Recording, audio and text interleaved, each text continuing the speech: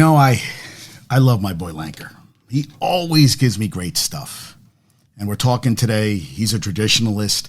Yankees now are going to have an emblem on their jersey as of July 21st with Star Insurance.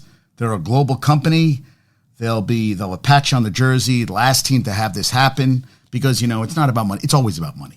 It's always because you're always trying to get more revenue, because I guess there's not enough. The Yankees have a payroll, of $280 million a year, and they're getting destroyed this year by the $76 million raise.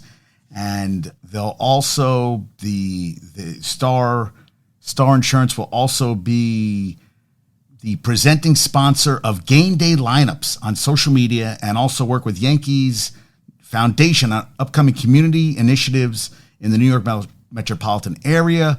They'll also will be on the outfield wall, front of the home and visiting dugouts. Bullpens. That's going to be, bullpens I saw. And they're all over so it's now, Yankees are like everybody else.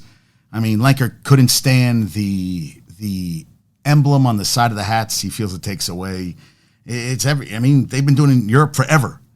But I hear what he's saying. I know the traditionalists, the old school, like the way it was. Yankees don't have numbers. Don't have names on the back of the jerseys. And, there was something about it. You can't, no facial hair, no long hair. You can have a mustache, but it had to be clean cut, everything. That's what the Yankees were. Other teams you see with their, it's like whatever goes. But the Yankees always have had this way. And Hank is not his father. He is not. George Steinbrenner hated to lose. Hal is not that guy. Hal is a businessman first and foremost, and the fans are not happy. And Lanker,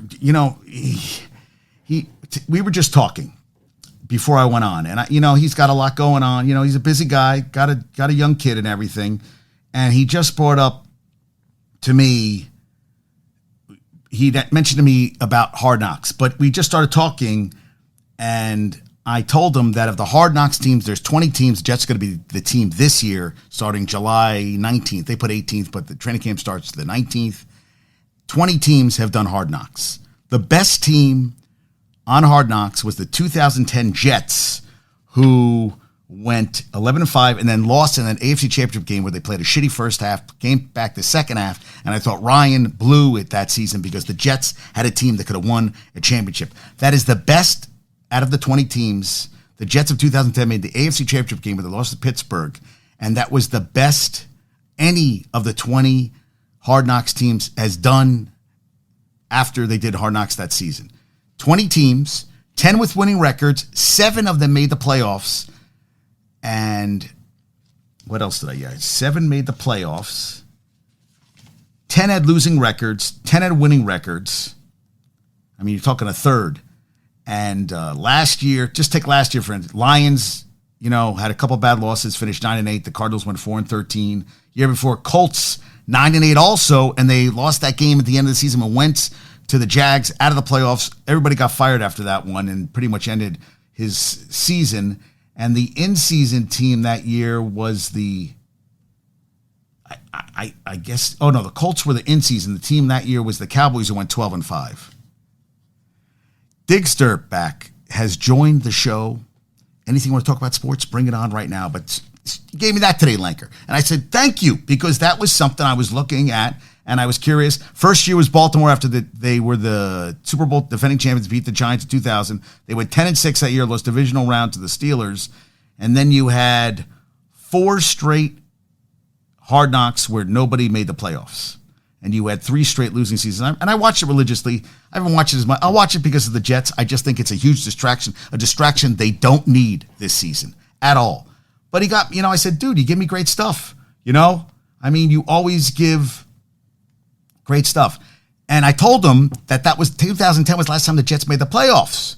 And he goes, wow, he goes nuts. He goes, but honestly, if you don't win it all, how's not making the playoffs any different? Actually, you just get a worse draft pick than those that do make the playoffs and also didn't win it all. And I was like, well, what? He goes, he says making the playoffs isn't all that great if you don't win it all. At the end, teams in the same boat, they're just drafting in different positions. And he said, listen, the Jets have won the Super Bowl since '69.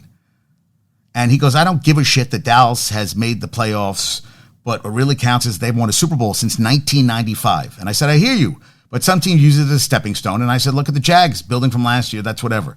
And he said, would you rather have the Jets make the playoffs, say twice since 1969 and win the Super Bowl both times, or make the playoffs every year and never even make it to the Super Bowl? And I said, well, that means you're not competitive. I mean, that's not fun. I mean, look at the Cowboys with Landry made the playoffs, 20 straight years? And he says, if competitive you mean making the playoffs, then yes, but some teams in playoffs aren't really competitive. I said, true. And he said he would take Super Bowl wins. And now thinking back, all these Jet fans, and especially Rob and Jay and Marco, I mean, in their lifetimes, or Bumbles, their lifetimes, they were, Jay, I think, might remember the Super Bowl season. I don't know if he does. But Rob and I, we're all in that same boat. Marco was a baby at that point. So, yeah, I don't know. Well, then I thought, hey, well, Eli Manning had 2 great years with the Giants, and the rest of the years were pretty shitty. And I said, well, look at the Yankees, 2009 won the World Series. Since then, they've missed the playoffs 3 years, 13, 14, and 16. So 17, 18, 19, 20, 21, 22. So that's 6 straight years with nothing to show for it. And I said, well, that's crazy. So to you, that's not acceptable? He goes, well, I believe they should have won, but unacceptable is not the correct term. I say I trade those playoff appearances for 1 or 2 World Series rings. And, I said, okay. Fans would take the Super Bowls. Yeah, they take a second ring over the Super Bowls. He goes, look, Cowboys and the Jets have the same amount of rings the last 29 years. And I said, true. But I look at the Cowboys and said, you've been competitive and you've gone into some seasons feeling you